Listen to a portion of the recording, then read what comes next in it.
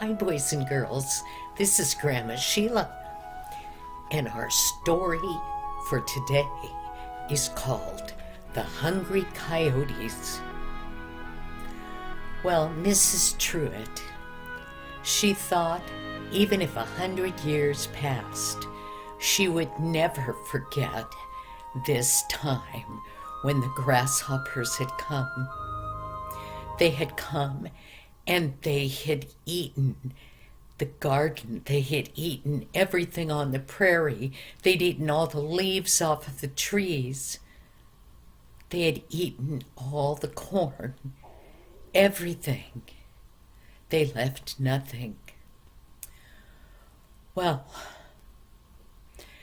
that family, the Truitt family, had moved to the prairie of Kansas. And this was during the time of the pioneers. They had come to Kansas because they were told if they could get there, they could have free land. Well, they had taken a section of land. And when they had gotten there, all of them had worked together. It was a hard, hard job.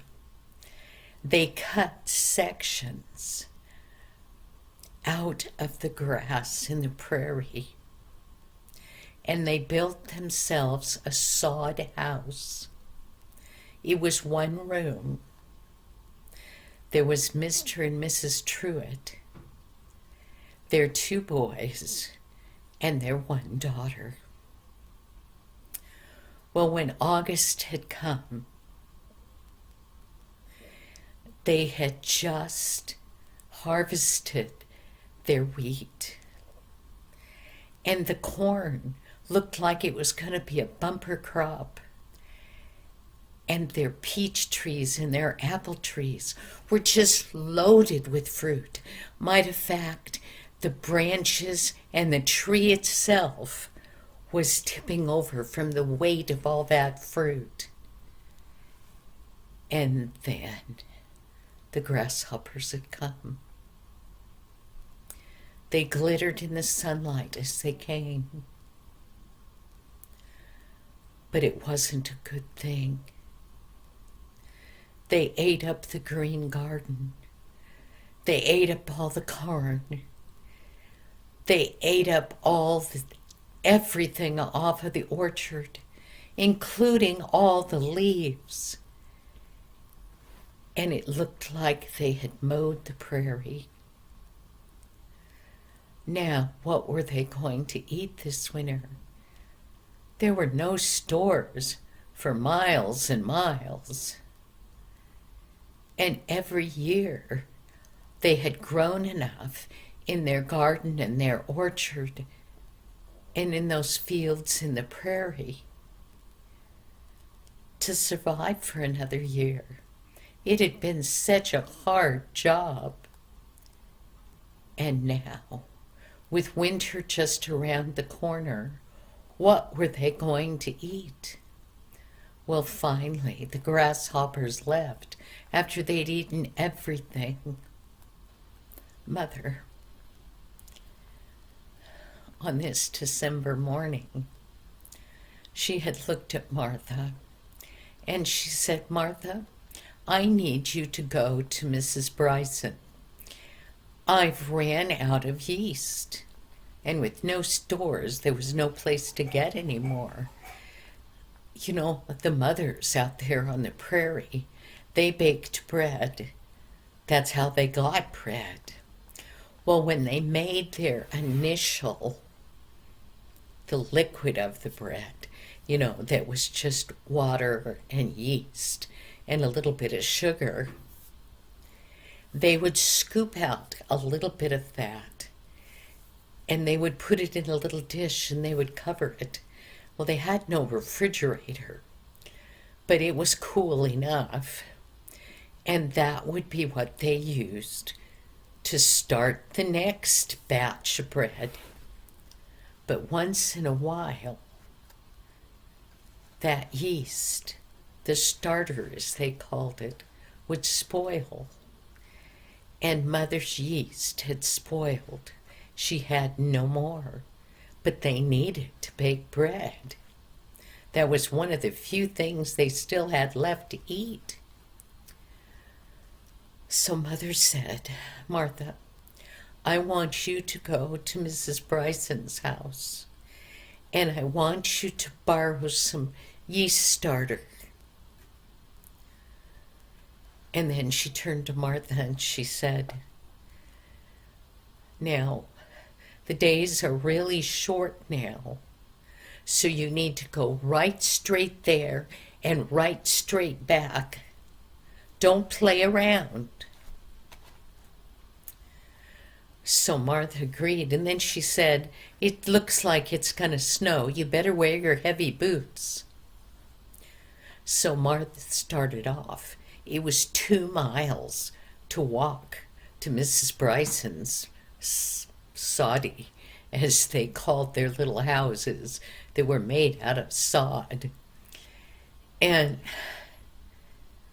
that meant that Martha had to walk over the prairie for a little bit, and then she had to go through a thicket of trees, and then on the other side there was a little creek that ran that was generally real bubbly and nice, but now it was frozen solid.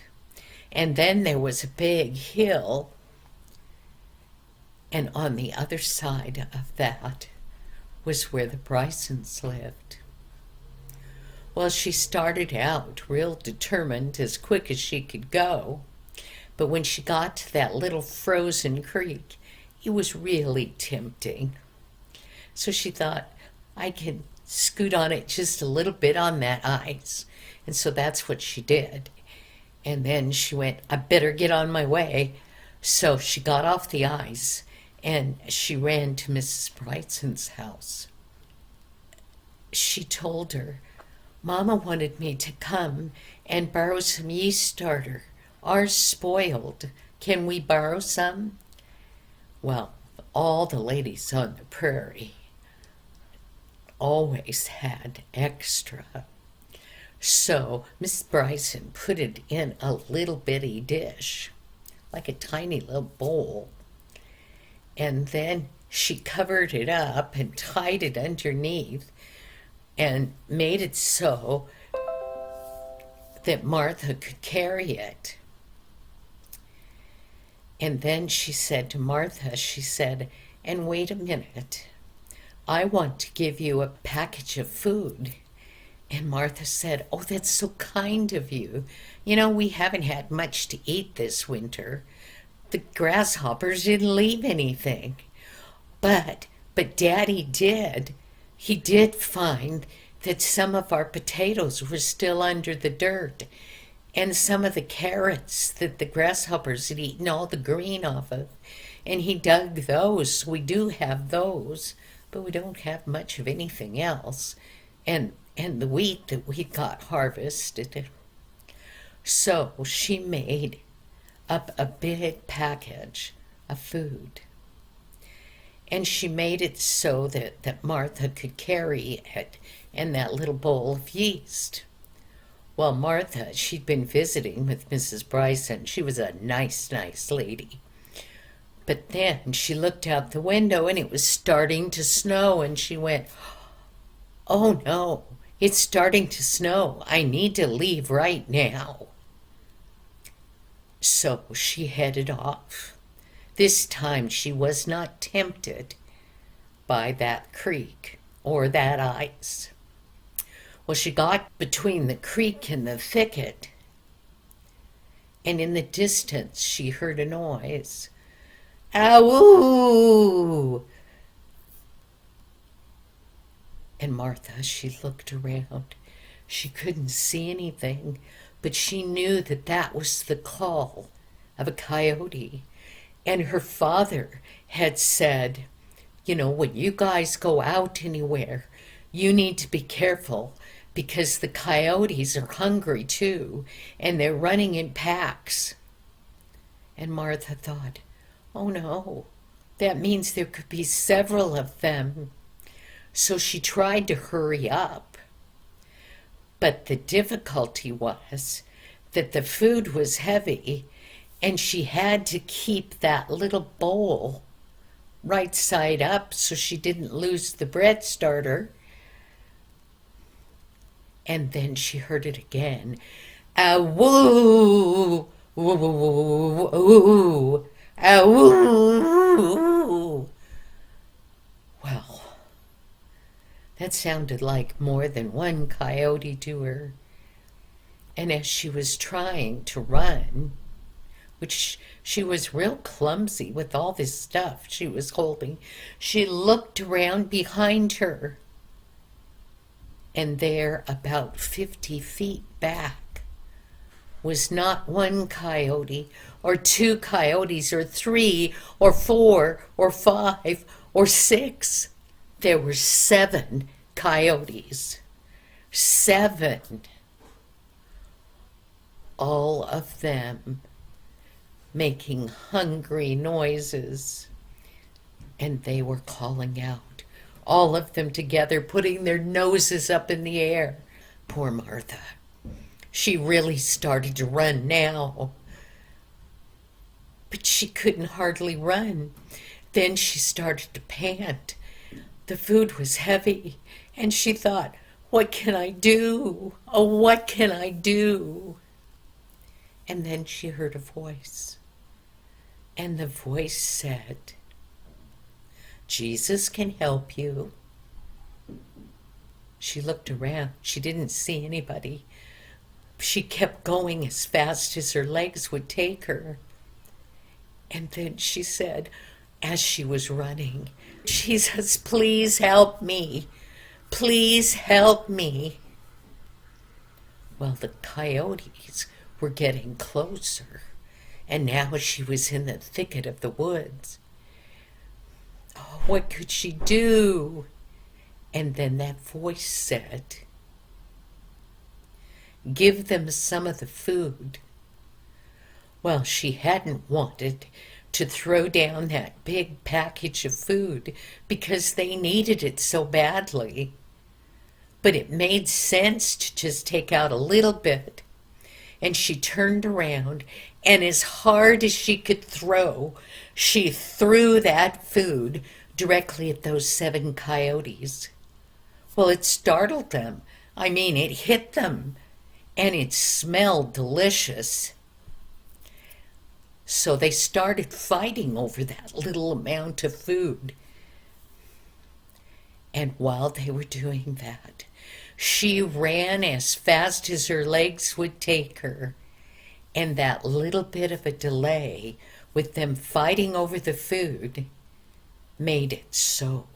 She arrived in her own yard, and she went immediately into their soddy house. She was terrified. She sat down in the rocking chair in the corner. Their little house had 1 room, is all.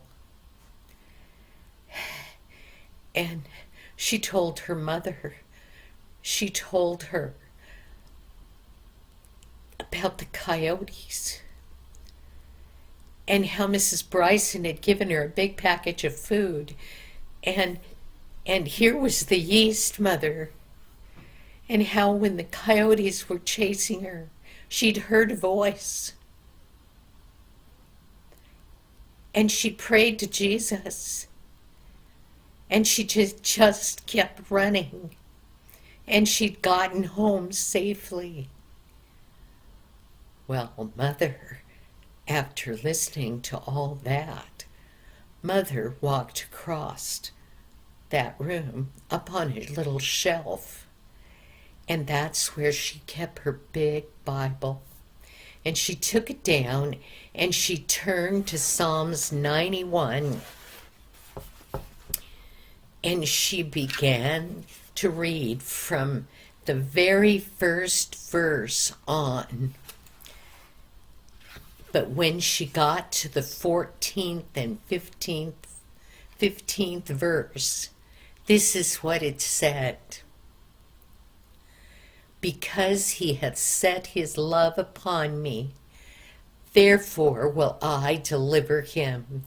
He shall call upon me, and I will answer him. I will be with him in trouble. I will deliver him.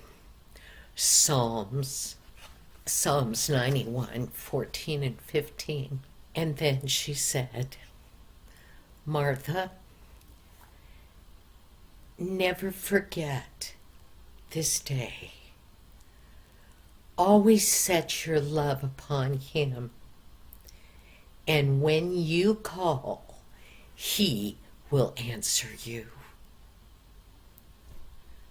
Boys and girls, just like Martha, God will answer you and help you when you're in trouble. I don't think any of us have been chased by coyotes. But no matter what happens to us, just like that voice said, you can call upon Jesus. Thank you, boys and girls, and I'll see you next week. Bye-bye now.